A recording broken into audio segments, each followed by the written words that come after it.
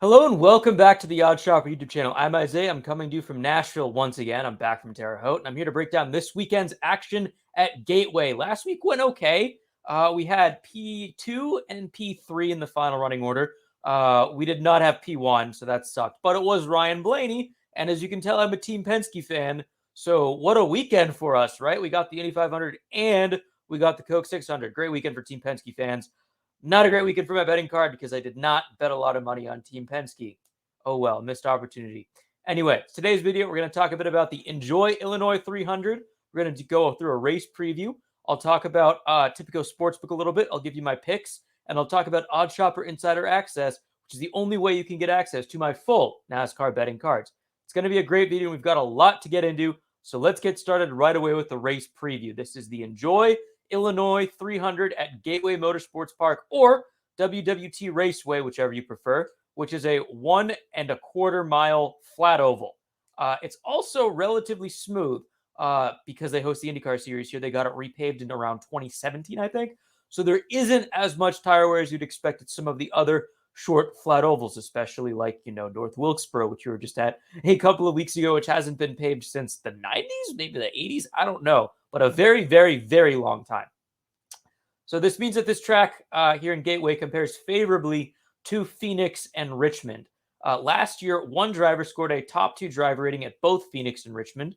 And what happened at Gateway? Well, he scored the 3rd best driver rating at Gateway, and his teammate scored the 2nd best driver rating at Gateway, and his teammate won the race. Who are those drivers?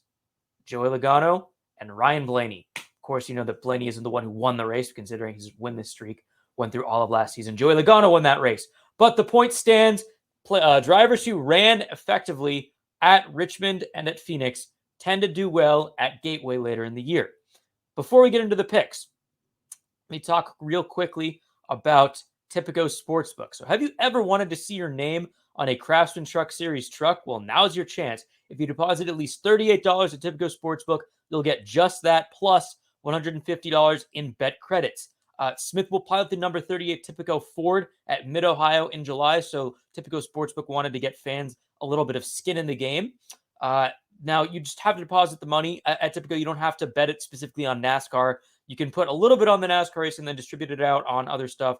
Same thing goes with your bonus bets. They aren't limited to just NASCAR alone. However, you should act fast because only the first 300 depositors will get their name on the number 38 truck. And another thing to note is that the top 5 depositors by deposit size will get VIP passes to a truck event of their choice. So not just this Mid-Ohio race. So if you're not in Ohio, don't worry about that. As always, if you have a gambling problem, call 1-800-GAMBLER. All right, let me pull up the odds board real quick. So as you can tell, we've got a pretty heavy favorite, and his name is Kyle Larson. He's also going to be the first guy I'm going to talk about in this video because I think that plus 490, you can get plus 500 or 5-1 at BetMGM. I think that number might be a bit long. There's a reason why other books have this at 9-2. So no team performed better at Phoenix and Richmond than Hendrick Motorsports. They combined to lead 68.7% of the laps. Now, these aren't big tracks, folks. They ran a total of 717 laps at them, and Team Hendrick led 68.7. That is an incredibly meaningful data point. I cannot stress that enough. Oh, also, they won both races.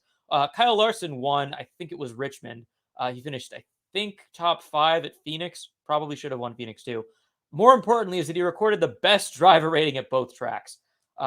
He also happened to dominate at North Wilkesboro and win at Martinsville, which are other less comparable short flat ovals. So, yeah, I'm a big fan of Kyle Larson here.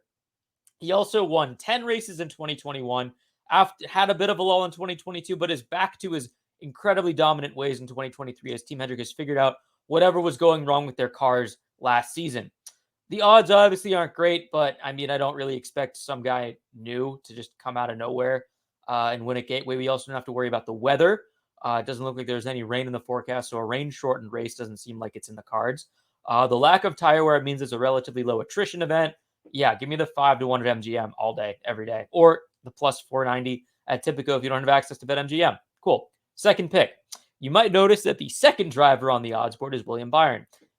If you're picking up the things that I've been saying so far, you should know that that's who we're talking about next. William Byron.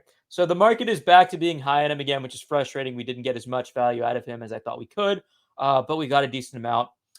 This is obviously another great spot for him. The same reasoning with Larson and Hendrick Motorsports applies here. They are just flat out dominant at short flat ovals this year. They're also dominant intermediates. I really don't know where they aren't dominant yet. It's kind of scary. As a Team Penske fan, I'm a little bit worried, but whatever. We just won the Coke 600, so that's cool. Byron also, like I mentioned that Larson had the best driver rating. Byron had the second best driver rating at both Phoenix and Richmond. I think he won at Phoenix, got pretty close to winning it at Richmond. So yeah, again, Hendrick Motorsports drivers, short flat ovals, pretty safe bet. Before we get into our long shot, which for this week, I'm not going to talk about my longest long shot. I'm just going to talk about a long shot. I want to talk about Odd Shopper Insider Access. Odd Shopper Insider Access is the only way you can gain access to my full NASCAR betting cards. We have 5 drivers on the outright card this week. I will talk about 3 in this video, and I will talk about 1 more in the article that I've already published online. So you only get 4. That's 4 for free, and there's 1 other guy who I will not be posting for free. You get picks in real time, like live bets. You get access to our experts for Q&A sessions. You get to come hang out and chill with us in a Discord as we sweat bets. It's an absolute blast.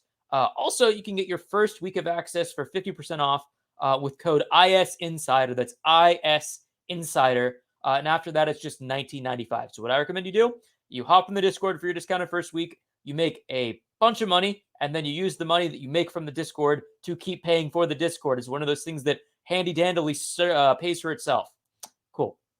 That's the pitch on that. Let me talk about our last driver for this week's event. I don't think it'll come as much of a surprise for you. Simply ask yourself the question, who else drives for Team Hendrick? Well, Chase Elliott does, but he's suspended this week, so he's not who I'm going to talk about next. Corey LaJoie is driving his car this weekend, but if you look at the odds board, let me see where Corey LaJoie is. Yeah, he's 35-1. That's cool. You might read about that in the article that I have online. But Alex Bowman at 30-1 is going to be the long shot I want to talk about now, because I think there is no better value bet for this race. Bowman, like the other guys we've talked about, also drives for Hendrick Motorsports. He just hasn't been as dominant this year. He's also missed a couple of races due to concussion, which actually was it a concussion? I actually don't think it was. I think that was last year. It was some other injury. But he missed some races, so he'll need a win to make sure that he qualifies for the playoffs. He could point his way in. It's still a realistic possibility for him, but I think that he's going to be shooting for a win. Although he wasn't as dominant at the short flat ovals as his teammates were, he wasn't bad. He had the 11th best driver rating at Phoenix. He had the 5th best driver rating at Richmond. He also got the 8th best driver rating at Martinsville, beating out Byron in the process a few weeks after that. So, yeah, pretty solid driver. He's stolen wins from Kyle Larson in the past. This is not a new thing for Bowman. But ultimately, this play comes down to the price. Bowman is 30-1 to win on Tipico and DraftKings. Obviously, it makes sense to have Larson and Byron have relatively short odds because of how good Hendrick Motorsports has been. The same logic applies to Bowman. I don't get why this number is so long. It's kind of disrespectful for him. I know that he hasn't had the best season, but he won 2 races last year and has a 7 career wins. He was tied with Ryan Blaney in career wins up until last week. Let me pull this odds board out of here so we can go through our recap. So, recap. Hendrick Motorsports. I don't really need to say more than that. We're getting Larson at 5-1 at BetMGM. We're getting Byron at 7-1 at BetMGM. And we're getting Alex Bowman at 30-1 at Tipico. Or if you don't have Tipico, DraftKings. He is also at 30-1. That's going to do it for this week's video. I hope you enjoyed it, and I hope that we get to make some money with these picks. Please like and subscribe, especially if I do end up making you some money.